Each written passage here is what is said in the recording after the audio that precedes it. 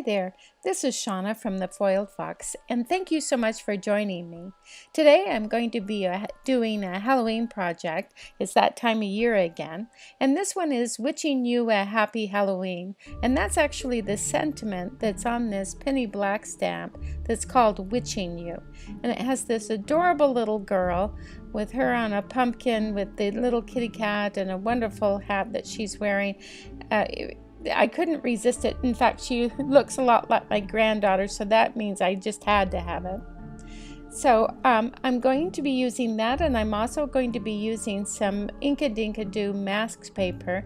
We're going to be masking her and the sky and the hillside to make this happen. So we're going to start out with a piece of Bristol paper, and I'm drawing a line down the center. That's centered from left to right, and then I have the stamp positioned in a stamping platform, and I'm going to stamp it with Memento Tuxedo ink because I'm going to be coloring it with Copic markers later, and that is compatible with the markers.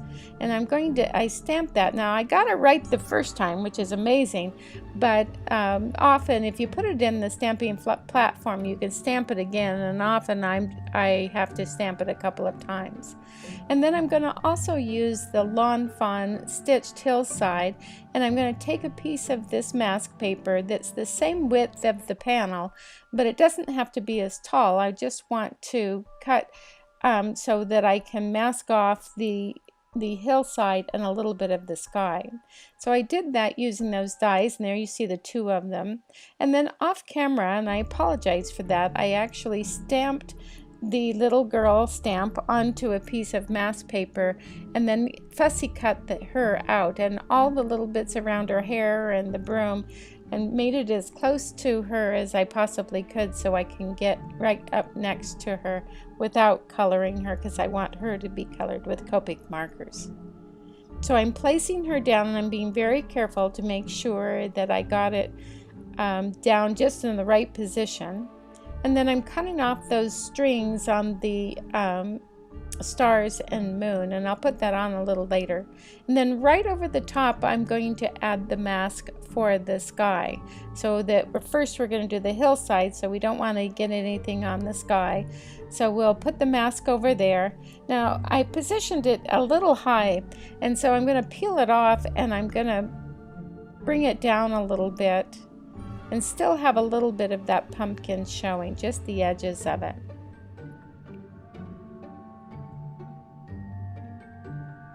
And then once that's down, then we're going to start to color the hillside. I'm going to start out with some peeled paint. These are Distress Oxide inks, but first I had to erase that line so that it didn't show up later on, because if you don't erase your pencil marks, it will show through the ink. But this is peeled paint, Distress Oxide, and then some forest moss. I like these two combinations a great deal. They work out very nicely together. And since this stamp has kind of a vintage feel, I think these colors are kind of muted and have that kind of feel too. And then I'm going to use a little bit of black soot around the edges. Now later on I'll add a little bit more color to this hillside, but keep in mind this is where the sentiment is going to go, so I don't want it to be too dark. So I'm peeling off that mask, and you can see it has that really nice hillside. And I'm pushing down that, making sure it didn't peel up my mask for the little girl. And I'm going to put the mask over the hillside and a little bit over the stamp of the girl. And I'm getting that, making sure I'm getting it just right so that it is just covering the green, but none of the sky. So starting out with some Stormy Sky Distress Oxide. All of these inks are oxide, by the way. I'm going to ink all the way around. Now I'm not going to be too worried about right now getting super close to the girl, because I'm actually going to use some wild honey around, just around her. But I'm going to do the entire sky with this Stormy Sky. I'm going to add a little bit of the faded jeans. I always want to say blue jeans. And Then, just for a little bit more color, I'm going to use the blue sketch print, or blueprint sketch. Sorry, got that backwards. And I'm going to just color this sky, and that you can see that little moon and stars started to come off again, and I wanted to be sure I got that back in position. Now, the one thing you notice, I mentioned that we were using some Bristol paper, and I'm using this because it blends so nicely with these distress oxides. It just kind of slips over the paper. It has a really nice hard smooth finish, and it allows it to blend better. And then I'm also going to add a little bit of black on the edges too, and again I will add more as time goes on. Now I peeled off the mask on the hillside, and I'm going to just blend right there between the hillside and the sky, adding a little blue, a little green, just to make that a really nice union there. And later on you'll see I'll use a few lines there of markers. But for right now I just wanted to get in there and get this blue and green married together. And I still have the mask on the little girl.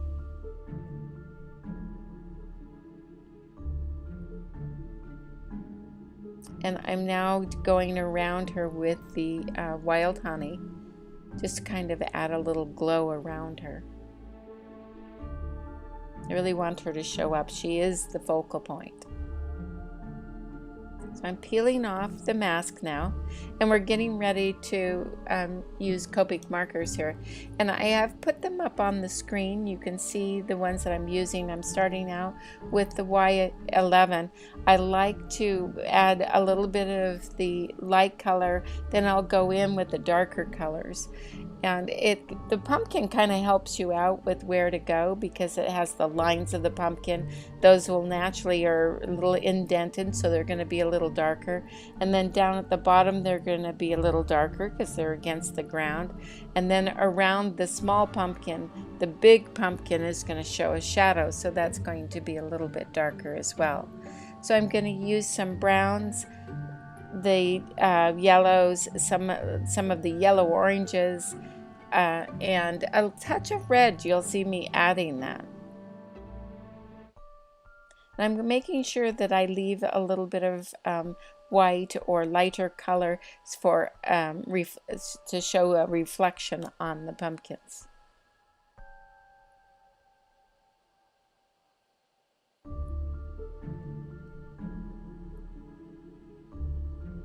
Now I left in all of the coloring. If you don't want to look at all the coloring, you can certainly fast forward. But I know a lot of you like the coloring. I know I do. I like to watch different people do Copic coloring, because I can maybe pick up a few tips or so. I'm not an expert at it, but I certainly have learned a lot from others. So you can see I used some of that red, and I was a little scared to use it, but it turned out to be just the right thing because it really intensified the color. So you can see I'm going, oh, that worked out okay. So I'm going to add some more.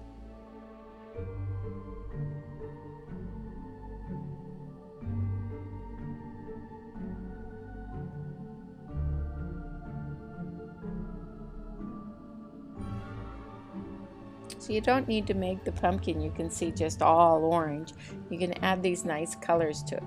Now we're going to work on the broom. The broom it seems to be pretty straightforward. I use some browns, but I'm also using some yellow and a little bit of that orangey yellow too, and some different browns, just to add a little life to it and some variation.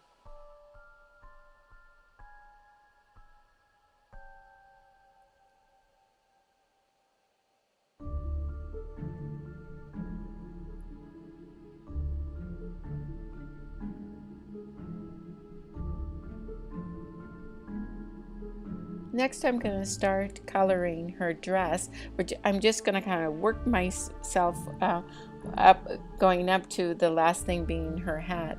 But for right now, this is her dress. I've decided that needed to be purple.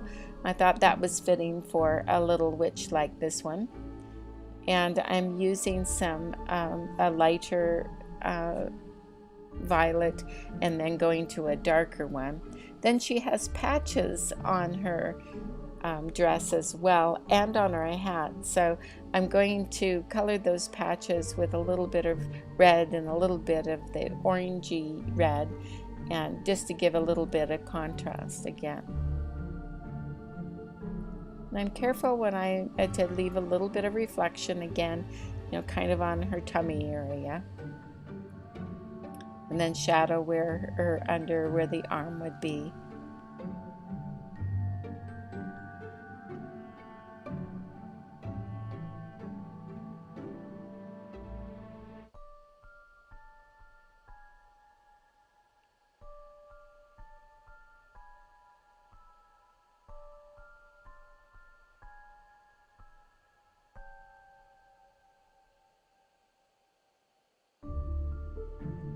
Now I can do those patches as I mentioned. Adding a little orange in the red. I like adding that little bit of contrast. And then next, her shoes, which are just the brown and a little bit of a warm gray, which is the W5. And then I'm going to also do her face. Now I like to use that very pale browns, the very, very, very pale colors. And then I'm also doing her hair.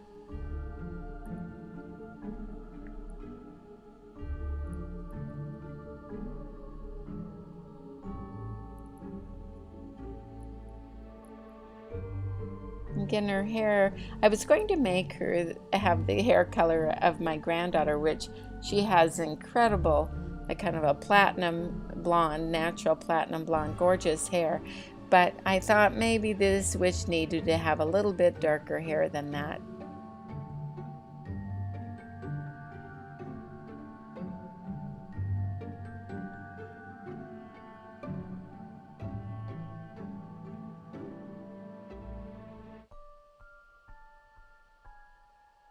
Now I'm doing her face with those very light colors. I like doing the R000 and the R1. The R1 is for the pink in her cheeks, and then the R000 just adds a little pink to her skin. And now for her cat. I wanted the cat to be a black cat, but I wasn't going to use just solid black because that was going to take away all of the detail. So I'm using the grays in the C markers. So there's a bunch of them, the C0, 1, 2, 3, 5, and 7.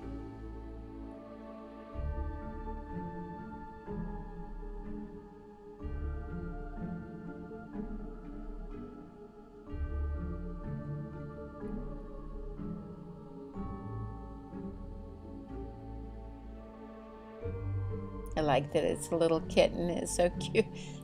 Goes with a little girl. It's fitting for her to have a little kitten.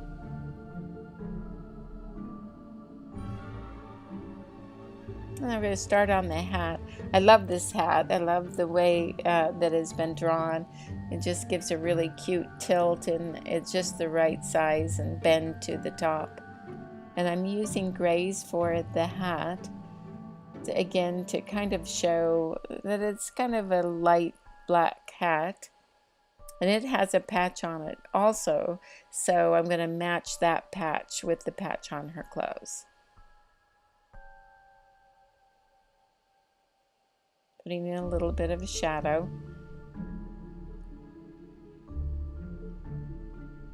And then smoothing it out with those other little lighter colors.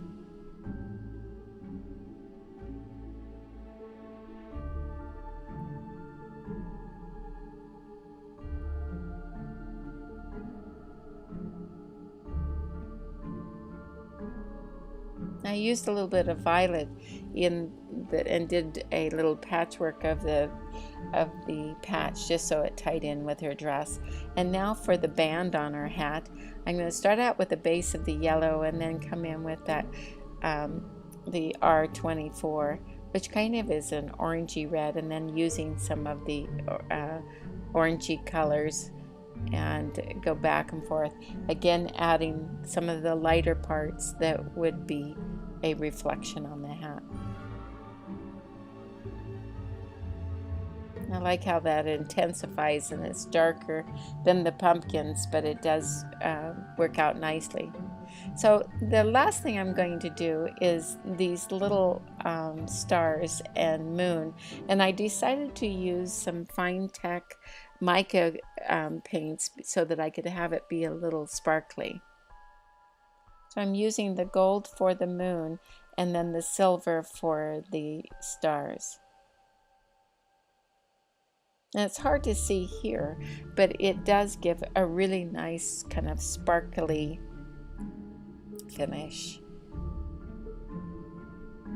It's too bad you can't see some of the really nice details that happen to cards. I know you hear that a lot in other people's videos, that it just isn't quite, doesn't show quite the same. Now, I've put this back in the stamp platform and I'm using some anti-static powder. I did that initially thinking that I was going to heat emboss it, was going to put clear over the black. And here I'm using, by the way, VersaFine black, onyx black, but I decided not to heat emboss it. I thought that I wouldn't do that because it's a vintage card and I really didn't want that kind of shininess that you get with it. Now I'm taking a black gel pen and I'm just touching up her eyes, and then I have a black pen and I'm going over the spider again, adding a little bit of making him a little darker because he's been all covered with oxide ink, and so I wanted to just brighten him up. And I added the lines, just crisped up the lines of the stars. I'm going to put the mask back on the little girl just for a minute and just lightly, because I want to just add just a very few splatters down at the bottom. And I've mixed black soot with forest moss, and I'm just very lightly using a very small brush tapping this on. Now what you don't see off camera is that every time I put more ink on my brush, I tap it onto my acrylic board just to make sure I'm not getting big blobs on there, because I want this to be very subtle. And I didn't want any to get on the girl, and I wanted it just down low, not everywhere. Then with that done, I wanted to do a border, and I wanted it to be a wide border, and because this was kind of an irregular size, I didn't have a die to make that kind of wide white border. So I cut the panel the size I needed it to, and then you can see that I'm adding, just using this cutter. You're probably like me and you have a bunch of them, and I'm just using the where you can see the line there and just going 1/2 inch from the top and 1/2 inch from the bottom, and then I'm just kind of burnishing down those corners so that they all sit down. And I'm going to add some foam tape after I fuss with this with I got a little mark on there, and so I'm using that sand eraser, which is a miracle eraser. If you don't have one, get one. It saves your skin so often. And then I'm just using some of the foam tape, peeling it off, and I'm going to position this over the little girl. Now I always have to do this a couple of times. I don't know. I see people that seemingly are able to do it right the first time, but I always need a couple of times at it. And then I'm going to add some tape on the back, and I'm going to then position it onto a white card base.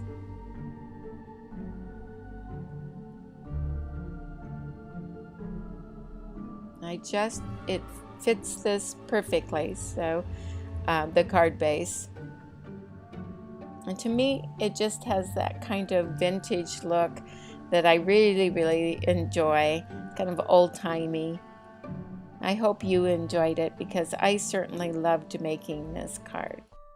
If you enjoyed this card as much as I did, please give us a thumbs up. And if you haven't already, please subscribe.